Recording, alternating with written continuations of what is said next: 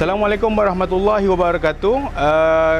Kami tim lapangan Ehsanku hari ini 4 Jun 2025 berada di Dar es Salaam dan kami akan bersiap sedia untuk bergerak ke Bungu Village.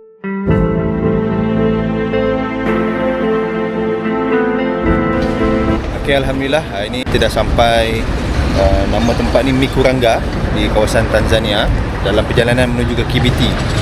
Kawasan kampung, kita agak sulit juga di perjalanan pedalaman ini untuk mendapatkan makanan halal, makanan Muslim, dan Alhamdulillah kita jumpa satu kedai, It's the Food Point. So kita nak isi perut sekejap,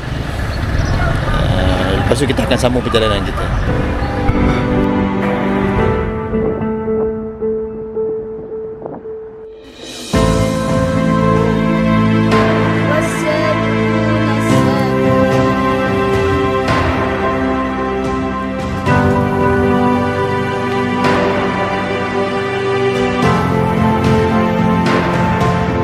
Bismillah, petang ni tim Ehsanku kita berkesempatan melawat satu masjid, Masjid Munawarah yang berada di KBT.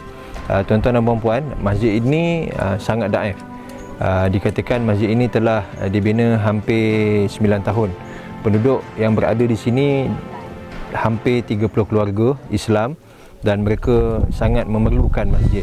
Tadi kami berkesempatan menunaikan solat berjemaah, solat asar bersama dengan penduduk tempatan. Mereka terpaksa solat 2 kali, tuan-tuan. Ini adalah tandas Masjid Munawarah. Sangat simple tapi daif.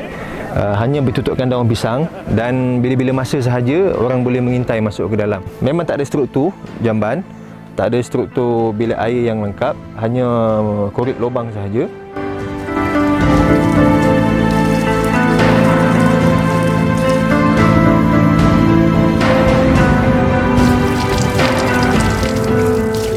Sekarang kita berada di lokasi projek water well yang pertama di Kampung Nyambili, terletak di dalam kawasan Bungu, KBT. Projek ini telah siap dilaksanakan dan boleh memanfaatkan seramai 70 buah keluarga di sekitar kawasan ini. Alhamdulillah, penduduk kampung sangat-sangat bersyukur pada kita dan para penyumbang yang sudi untuk menyumbang dalam projek air ini.